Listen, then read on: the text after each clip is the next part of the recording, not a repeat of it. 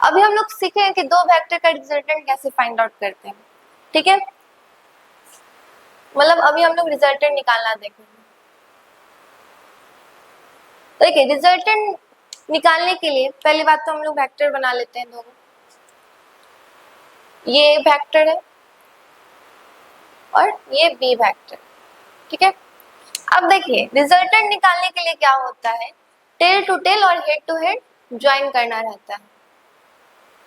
ये हो गया टेल टू टेल और हेड टू हेड ज्वाइन कर दिए, तो ये क्या निकल गया, ये आपका हो गया रिजल्टेंट, ठीक है। इसका मतलब रिजल्टेंट में याद रखेंगे कि वेक्टर के साथ टेल टू टेल और हेड टू हेड होना चाहिए। तो रिजल्टेंट का मतलब होता है सम ऑफ टू वेक्टर। इसका मतलब क्या होता है,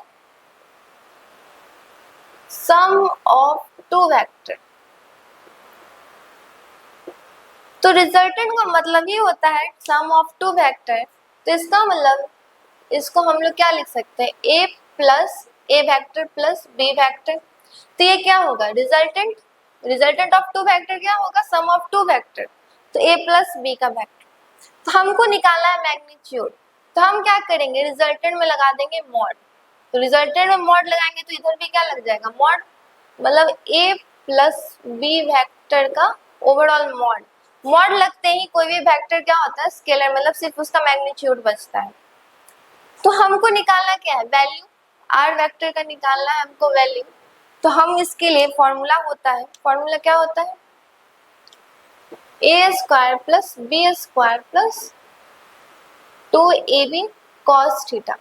इसी से हम कोई भी दो वेक्टर का मैग्नीट्यूड फाइंड आउट करते हैं, इसी फॉर्मूला से। इसको हम लोग याद रखेंगे, ठीक है। अब मेनली क्या होता है ना कि हम लोग को रिजल्टेंट मेनली तीन केस में पढ़ना होता है। पहला, दो वेक्टर अगर सेम डायरेक्शन में हो, अगर दो वेक्टर सेम डायरेक्शन में, केस वन, दोनों वेक्टर का डायरेक्शन सेम हो, ये मान लेते हैं ए वेक्टर, ये मान लेते हैं बी वेक्टर। तो जब दो वेक्टर सेम डायरेक्शन में होता है तो हम लोग इस वेक्टर को बोलते हैं पैरेलल वेक्टर। क्या बोलते हैं, पैरेलल वेक्टर, ठीक है।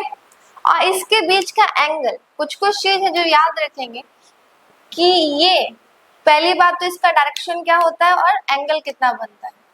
तो देखिए डायरेक्शन कितना बनाएगा, डायरेक्शन क्या होता है सेम, डायरेक्शन में लिख देते हैं सेम। एंगल कितना बनता है, तो एंगल बनता है जब भी दो वेक्टर सेम डायरेक्शन में हो तो एंगल 0 डिग्री, ठीक है। एंगल कितना होगा 0 डिग्री होगा, इस चीज को हम लोग याद रखेंगे। अब आता है मेरा बात कि ये तो पता चल गया डायरेक्शन हो गया, होता है कि एंगल होता है, और ऐसे वेक्टर को हम लोग पैरेलल वेक्टर बोलते हैं, मतलब two vector in same direction. इसका रिजल्टेंट कैसे निकालेंगे, तो रिजल्टेंट निकालने के लिए सिंपली कुछ भी नहीं करना है। हम लोग को पता है कि रिजल्टेंट निकालने के लिए क्या होता है, r vector is equal to a vector plus b vector होता है। तो अगर हम लोग बैठा दे फॉर्मूला पे, ये फॉर्मूला पे अगर हम लोग बैठा दें तो क्या होगा, A square plus B square plus 2ab cos theta कितना है, cos 0 डिग्री। तो cos 0 का मान कितना होता है 1, याद रखिए cos 0 का मान होता है 1। तो ये क्या बन जाएगा, A square plus B square plus 2ab। तो ऐसा मैथ में देखे हो कि ऐसा कोई भी चीज रहता है तो हम लोग उसको क्या लिखते हैं, डायरेक्टली लिखते हैं ए प्लस बी का होल स्क्वायर, ए प्लस बी का होल स्क्वायर। तो ए प्लस बी का होल स्क्वायर क्या करेगा, ये स्क्वायर से रूट हो जाएगा खत्म, स्क्वायर से रूट क्या हो गया खत्म, क्या बच गया ए प्लस बी। तो ए प्लस बी में हम लोग भी मॉड लगा देते हैं, ठीक है। अब इसको ऐसे लिखिए या सिंपली ए प्लस बी लिखिए, दोनों सेम बात होता है। तो ये मेरा फॉर्मूला निकल गया कि अगर दो वेक्टर सेम डायरेक्शन में रहे, दो वेक्टर अगर सेम डायरेक्शन में रहे तो हम लोग इस फॉर्मूला से रिजल्टेंट निकालते हैं डायरेक्टली इसी फॉर्मूला से। तो इसको हम लोग बोलते हैं आर मैक्स, मतलब मैक्सिमम रिजल्टेंट। अगर क्वेश्चन में कभी भी आपको बोला कि मैक्सिमम रिजल्टेंट को फाइंड कीजिए, दो वेक्टर दिया और मैक्सिमम रिजल्टेंट निकालिए, तो डायरेक्टली क्या कर देंगे, ऐड कर देंगे। जैसे मान लीजिए ये आपको दिया हुआ था 10 और ये दिया हुआ था 20, वैल्यू ए और बी का, तो हम क्या करते, ए प्लस बी डायरेक्टली करते, तो क्या हो जाता 10 प्लस 20, तो आर मैक्स हो जाता 30, रिजल्टेंट 30 निकल गया आपका। तो इसी चीज को याद रखेंगे, ठीक है। ये पहला केस अभी हम लोग देखें कि दो वेक्टर सेम डायरेक्शन में था। अब हम लोग दूसरा केस देखते हैं कि दो वेक्टर अपोजिट डायरेक्शन में एक दूसरे के, ठीक है। पहले आप इतना नोट डाउन कर लीजिए। अब हम लोग पढ़ते हैं केस 2। तो केस 2 में क्या करना है कि इसमें दोनों वेक्टर अपोजिट डायरेक्शन में होगा, मतलब एक वेक्टर इधर है तो एक वेक्टर इधर होगा, इसको मानते हैं ए वेक्टर और ये है बी वेक्टर, ठीक है। इसमें दोनों का डायरेक्शन एक दूसरे के क्या है, अपोजिट है। तो ऐसे वेक्टर को हम लोग बोलते हैं anti parallel vector, anti parallel vector, ठीक है। तो इसका देखिए, इसका डायरेक्शन और एंगल कितना है, ये अपोजिट डायरेक्शन में है, ये क्या है, अपोजिट डायरेक्शन में, मतलब कि एक दूसरे के क्या जा रही है, अपोजिट जा रहा है। और एंगल, जब भी ऐसा एंटी पैरेलल मतलब वेक्टर बनता है या फिर दो वेक्टर अपोजिट डायरेक्शन में है, तो एंगल आपका बनता है 180 डिग्री। इसको याद रखेंगे। पहली बात, ये एंटी पैरेलल वेक्टर है, डायरेक्शन अपोजिट है और एंगल क्या बनेगा, 180 डिग्री। तो इसका रिजल्टेंट कैसे निकालेंगे, तो रिजल्टेंट निकालने का तो हमको पता है, ये फॉर्मूला क्या होता है, r vector is equal to a vector plus b vector होता है। तो हमको क्या निकालना है, मैग्नीट्यूड। तो आर वेक्टर को मॉड लगा देंगे और फॉर्मूला लिख देंगे A square plus B square plus 2ab cos theta. तो देखिए यहाँ पे कॉस थीटा क्या लेंगे, कॉस थीटा 180 हो जाएगा, कॉस 180 डिग्री का मान होता है -1। तो यहाँ पर सीधा लिखते हैं A square plus B square minus 2ab हो जाएगा, क्योंकि यहाँ पे जो -1 था वो इधर आ गया। तो इसको मैथ में हम लोग कैसे लिखते हैं, a माइनस बी का होल स्क्वायर, मतलब ओवरऑल इस फॉर्मूला को हम लोग मैथ में a माइनस बी का होल स्क्वायर लिखते हैं। तो स्क्वायर से रूट को हटा दीजिए, हटा दिए, तो आर वेक्टर मॉड इसका टू क्या बचा, बताइए, a माइनस बी। तो इसमें भी हम लोग मॉड लगा देते, या तो मॉड लगाइए या ना लगाइए, दोनों क्या होगा, मैग्नीट्यूड ही दे रहा है। या तो ऐसे लिखिए या तो डायरेक्ट आप क्या लिख दीजिए a माइनस बी, ठीक है। तो हम लोग फिलहाल समझते हैं कि इसको ये हो गया क्या, ये मेरा फॉर्मूला आ गया जिसको हम लोग बोलते हैं आर मिन, मतलब मिनिमम रिजल्टेंट हम लोग इस फॉर्मूला से निकालते हैं।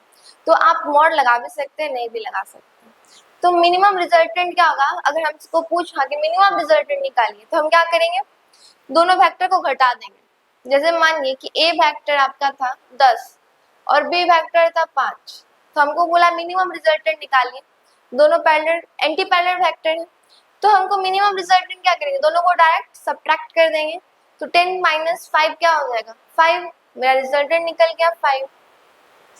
अब हम तीसरा केस देखते हैं, थर्ड केस।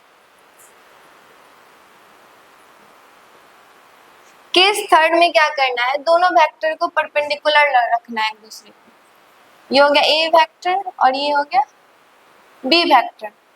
तो हमको पता है रिजल्टेंट निकालना हो तो क्या करते हैं, यहाँ पे क्या है, यहाँ पे टिल टू टिल और हेड टू हेड क्या करते हैं, ज्वाइन कर देते हैं। अब क्योंकि ये क्या है, परपेंडिकुलर है एक दूसरे के, ए और बी वेक्टर एक दूसरे के परपेंडिकुलर है, तो कितना डिग्री बन रहा है, 90 डिग्री। तो हमको इसका क्या निकालना है, रिजल्टेंट निकालना है। तो क्या करेंगे, हम दोनों वेक्टर को जोड़ देते हैं, तो हमको तो सिर्फ मैग्नीट्यूड चाहिए, तो हम फॉर्मूला पे अपने क्या करेंगे, बैठा लेंगे। और एक और बात याद रखिए कि ये जो थीटा लेते हैं ना, कॉस थीटा, वो होता है दोनों एंगल के बीच का, मतलब दो वेक्टर के बीच का एंगल। तो यहाँ पे कितना है, 90 डिग्री। तो कॉस 90 का मान कितना होता है, 0। तो ये ओवरऑल 2ab क्या बन गया, ये पूरा का पूरा 2ab मेरा 0 बन गया। तो मेरा सिंपली अगर देखेंगे तो r mod of r vector तो क्या बच गया, root under a square plus b square. ये फॉर्मूला लगाएंगे और जब भी कोई वेक्टर एक दूसरे के परपेंडिकुलर होगा हम रिजल्टेंट निकाल लेंगे। इतना समझ में आ गया कि अगर दो वेक्टर एक दूसरे के अपोजिट डायरेक्शन में हो तो हम लोग रिजल्टेंट क्या करते हैं, उसको आर मिनिमम बोलते हैं और डायरेक्ट सब्ट्रैक्ट करते हैं।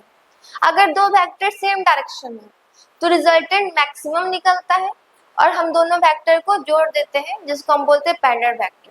अगर परपेंडिकुलर हो दो वेक्टर एक दूसरे को तो ऐसे हम लोग कर लेंगे। अगर ये तीनों के अलावा भी कोई और एंगल हो, cos 45, 60 ये सब बने तो कुछ नहीं करना है, cos थीटा की जगह थीटा का जगह हम लोग 60 रख देंगे और cos 60 का मान जितना होता है उतना रख के इसको सॉल्व कर लेंगे। ठीक है, इतना समझ में आ गया। एक और बात समझिएगा, अगर आपसे कभी पूछा कि रिजल्टेंट का रेंज कहाँ से कहाँ होता है, रेंज ऑफ रिजल्टेंट, तो रिजल्टेंट का रेंज मैक्सिमम और मिनिमम के बीच में होता है। जैसे इसको लिख लीजिएगा कि वैल्यू ऑफ रिजल्टेंट कहाँ से कहाँ लाई करता है।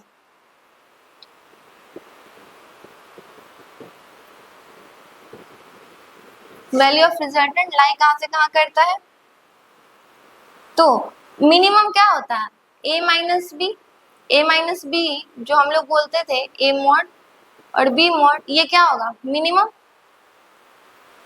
ये हो गया आपका रिजल्टेंट और ये हो गया आपका a प्लस बी का mode, a plus B factor का मोड, ये क्या हो गया मैक्सिमम। तो ये अगर आपको पूछे कि रेंज या वैल्यू ऑफ रिजल्टेंट कहाँ से कहाँ लाई करता है तो इस चीज को आप याद रखिएगा। ठीक है, ये क्या होता है, ये क्या होता है मिनिमम रिजल्टेंट और ये क्या होता है मैक्सिमम रिजल्टेंट आर मैक्स। इसको डायरेक्ट लिखते हैं आर मीन। तो वैल्यू ऑफ रिजल्टेंट लाई करता है आर मीन से आर मैक्स के बीच में। ठीक है, तो इतना को आप क्या कीजिए नोट डाउन कर लीजिए।